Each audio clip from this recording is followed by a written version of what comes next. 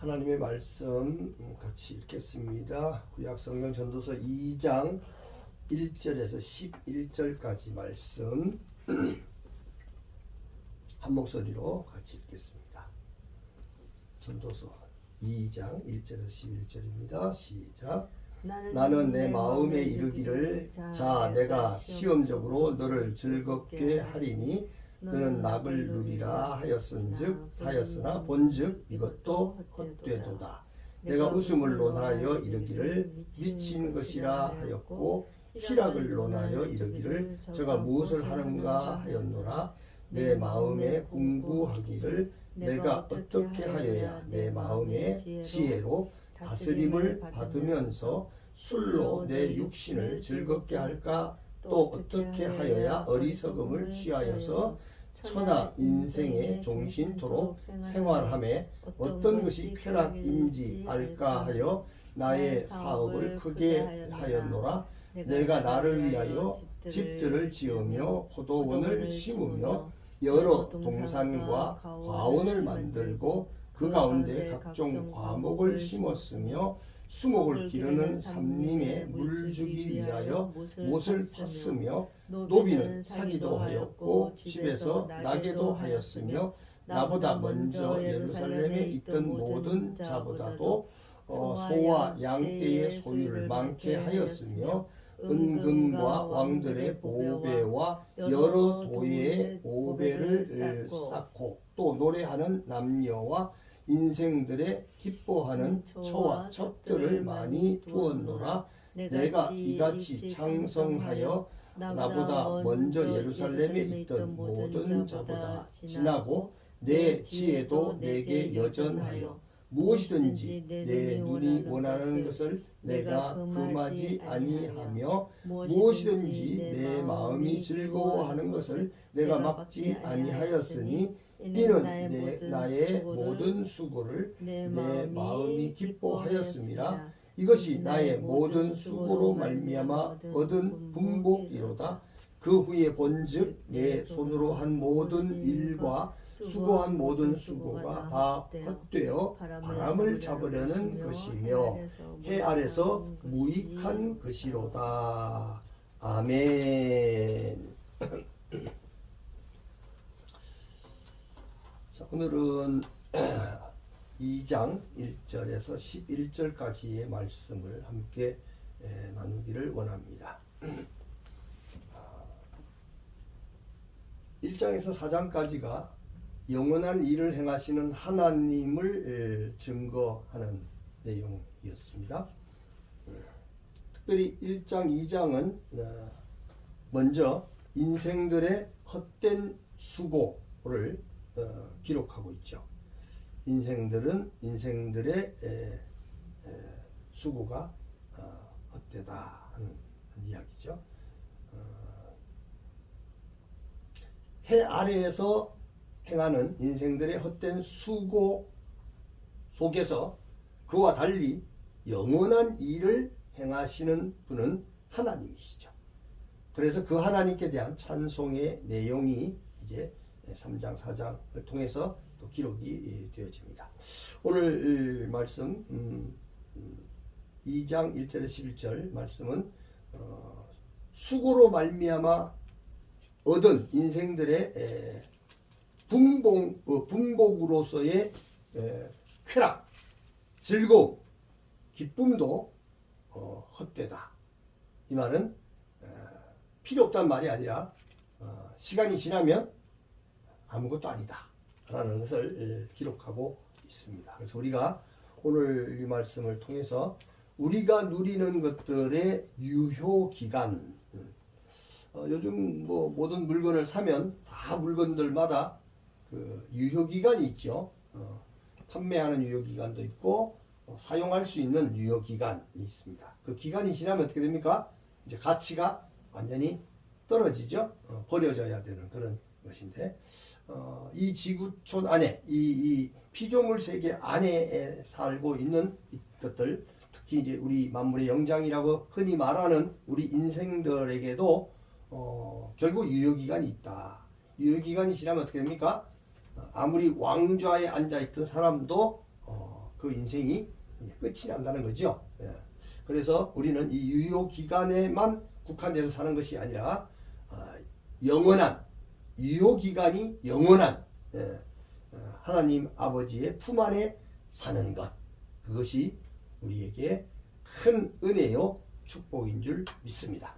자, 우리가 누리는 것들의 유효 기간에 대해서 오늘 말씀을 함께 상고합니다. 첫 번째로 성경의 진리는 창조부터 시작해서 종말까지의 평면과 그리고 공간 그리고 영혼까지의 세계를 한 몸으로 품고 있다고 말씀하십니다.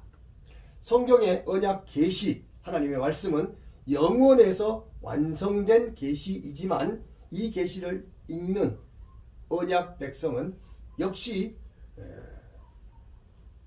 무대라는 현실의 시간 속에서 살고 있습니다. 그래서 은혜로 영생을 믿고 깨닫는 것은 육신의 제한된 역사 시간 속에 살아가는 인생들에게는 이해할 수 없는 고통이 될 수가 있습니다. 영원, 올람, 영원이라고 하는 이 올람 안에서의 인생이 경험하는 모든 것은 잠깐 지나가는 헤벨이기 때문입니다. 참 이 지나가 버리는 없어져 버리는 그런 속에서 우리가 영혼을 이해할 수 있는가? 영혼이란 자체를 모르는 거죠. 사실은 이거는 뭘로만 압니까? 은혜로만 아는 거죠. 믿음으로만 아는 겁니다. 그 은혜와 믿음은 곧 하나님으로만 아는 것이기 때문에 하나님이 은혜를 주시고 하나님이 믿음을 주실 때만이 그 영혼에 관한 것을 우리가 알 수가 있고 믿을 수가 있다는 것입니다. 세상의 철학자들도 이 잠깐이라고 하는 이 헤벨 같은 세상에서 쾌락 그리고 금욕, 그래서 쾌락주의나 금욕주의가 생기는 거죠. 이 쾌락과 금욕, 쾌락주의와 금욕주의 사이에서 깊은 방황을 하고 있습니다. 쾌락이 나은 건가? 금욕이 나은 건가? 그래서 쾌락이 더 낫다. 쾌락주의자가 되고 금욕이 쾌락보다 더 낫다. 수준이 높다. 그래서 금욕주의가 만들어지는 그런 속에 철학자들은 방황을 했다고 하는 것입니다. 자, 두 번째로 나 전도자는 자신의 이야기를 계속하고 있습니다. 전도자는 자신의 마음의 이야기하기를 내가 너를 즐겁게 하겠다. 너는 낙을 누리라. 그러나 이것도 헛되다.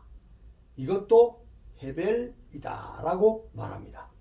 그리고 웃음도 뭐라고 표현했습니까?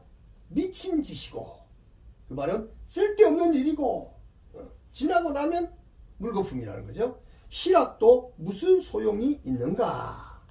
술로 내 육신을 즐겁게 하고 지혜로 마음을 다스리면서 내 인생을 살아가는 동안 어떤 것이 선한 것인지 마음으로 깊이 생각해 보았다고 고백합니다.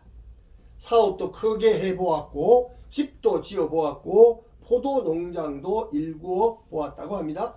또한 정원과 공원을 만들어 각종 과목을 심고 수목을 기르며 연못을 만들어 수목을 기르는 삼림에 물을 대기도 했다고 합니다. 이제 안 해본 게 없는 거죠. 자기 해보고 싶은 거 다 해본 거지요. 인생이 뭡니까? 인생은 자기 하고 싶은 걸 해보고 싶은 거죠.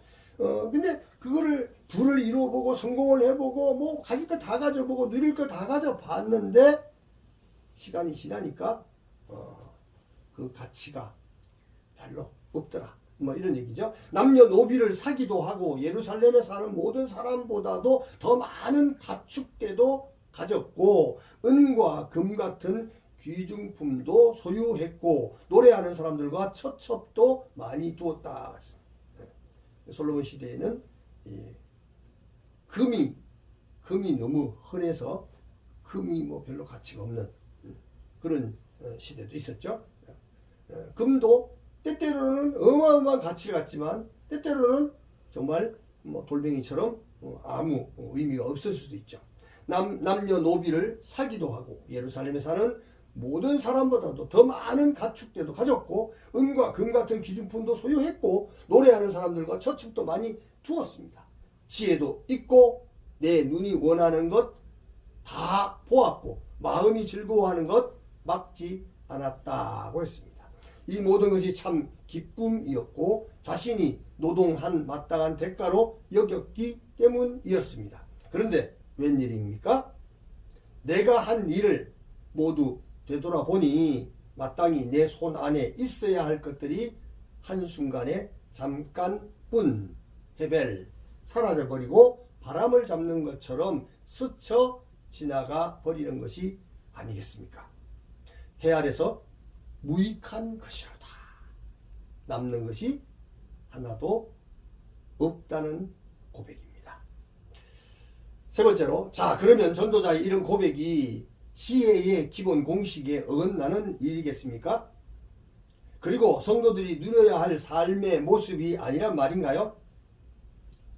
오늘의 본문이 말하는 전도자의 고백들은 대부분 지혜로운 성도들이 누리는 항목들임을 이미 성경이 증언하고 있는 것들입니다. 1절에 전도자가 말하는 즐거움, 기쁨이라는 거죠. 즐거움, 기쁨. 항상 기뻐하라 하지 않습니까? 네. 이 히브리어의 심카, 즐거움이나 또 혹은 낙을 누렸다. 낙이란 말은 선하다는 말인데 이 히브리어에서 토부라고 하죠. 이 낙이라는 말은 지혜로운 사람들이 얻을 분깃이라고 했습니다. 즐거움, 기쁨, 낙, 선함 이런 것들은 바로 지혜로운 사람들이 얻을 분깃이다 그랬습니다. 즐거움이나 누리는 낙은 소위 사람들이 이 세상에서 즐기는 육체적 향락이나 방탕이나 쾌락과는 전혀 다른 의미의 말이죠. 화평을 의논하는 자들에게는 기쁨이 있다고 잠언 12장 22절에 말씀하셨고 또 주님 앞에는 충만한 기쁨이 있다고 시편 기자는 시편 16편 10절에 기록했습니다. 낙을 누린다. 그래서 이 낙이라는 말도 하나님께서 천지 만물을 창조하실 때 창조의 시간에 하나님께서 말씀하신 보시기에 좋았더라 라는 말씀에서 좋았더라와 같은 이 말은 선함이라는 말로도 쓰이고 있습니다. 하나님 보시기에 좋았다, 하나님 보시기에 선하다는 것이죠. 지혜를 얻는 자는 공의와 정의와 정직 곧 선한 길을 깨달을 것이라고 잠언 2장 9절에 기록하고 지혜가 선한 길로 인도한다고 잠언 2장 20절에 기록을 했습니다. 그리고 웃음도 지혜의 길에서는 긍정적인 결과고 지혜의 법에서 술도 포도주도 제물로서 꼭 필요한 요소라고 기록했습니다. 그러므로 기쁨과 선한 포도주의 향기는 지혜의 영역에서 긍정적인 열매로 읽히고 있습니다. 더 나아가 지혜의 길에서 선한 것들을 열심히 뿌리고 섬기면 선한 열매가 맺는 것은 지혜의 기본 공식에 어긋나는 일이 아니죠. 사업이 크게 번창하는 일이나 집을 짓는 일이나 정원을 가꾸고 과수원을 운영한 일들은 지혜의 삶에서 그 지혜로 말미암아 열매 맺는 일이라고 할 수가 있습니다. 전도자는 지혜로 누리는 이 모든 것들의 잘잘못을 평가하는 것이 아닙니다. 단지 제왕이 누리는 것이나 평범한 인생이 누리는 것이나 그 어떤 것들도 모두가 잠깐 바람을 잡는 것과도 같은 헤벨이라는 것입니다. 시한부적이다. 그렇게 크게 보이고 많아 보이는 것들이 다 지나고 나서 보니까 똑같이 무익하다는 것입니다. 무익하다. 즉 남는 것이 하나도 없다는 것입니다. 많이 가진 자도 시간이 지나니까 없습니다. 지혜가 많은 사람들도 늙으니까 뭐가 남습니까? 치매가 남더라고. 치매가 걸리면 자기의 모든 지식, 박사학위, 전공된 거, 그 놀라운 학식들이 어떻습니까? 없어져 버려요. 아무 가치가 없더라 것이죠. 그래서 이 무익하다, 남는 것이 하나도 없다. 이게 바로 인생에서 나타나고 있는 희노애락의 모든 것들이 결과들이라는 것이죠. 마지막 네 번째로, 물론 이스라엘의 왕 1장 12절에서 기록했죠. 이스라엘의 왕인 전도자의 지혜와 그 지혜로 누리는 삶은 평범한 소시민으로서는 꿈꿀 수가 있는 것들이 아닙니다. 평범한 우리는 비록 해 아래 일들이지만 이러한 놀라운 일들을 경험해 보고 싶은 것이 사실이죠. 한번 누려봤으면 좋겠다. 그냥 지나가는 거라도 단 하루라도 한번 누려봤으면 좋겠다. 그런 마음들이 많죠. 그러나 성경 이야기는 다 경험해 보라고 기록한 것이 아닙니다. 제왕의 길이나 큰 부자의 길을 걸어가지는 못할지라도 이미 역사 속에는 이들의 남긴 자국들이 너무나 선명하게 남아 있습니다. 비어있는 한 줌 흙만의 자국들일 뿐입니다. 그들의 결과도 뭡니까? 그냥 한 줌의 흙으로 남더라. 비어있더라. 성경은 땅의 모든 기록은 영혼의 눈으로 보라고 말하는 겁니다. 시한부적인 헛된 눈으로 바라보면 그냥 아무것도 아닙니다. 그러므로 하나님은 우리에게 무엇을 말씀하십니까?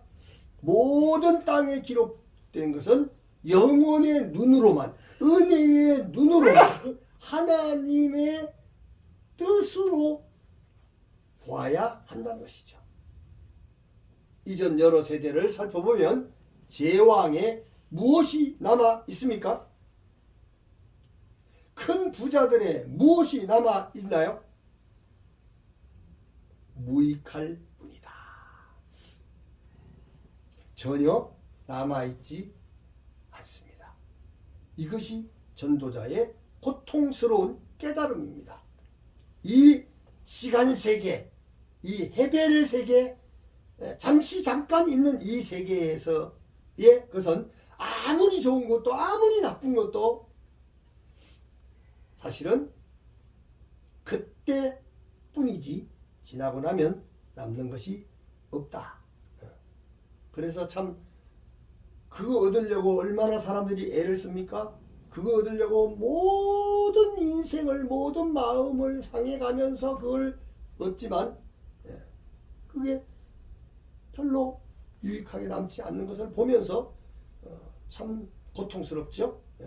왜 이렇게 돈을 벌었던가, 왜 이렇게 공부를 했던가, 왜 이렇게 할 거를 못하고, 정말 행복이 뭔가를 추구하지 못하고, 행복이 되지 않는 것들을 행복인 줄 알고 추구해서 얻었는데 마지막에 보니까 빈손으로 왔다가 빈손으로 간다.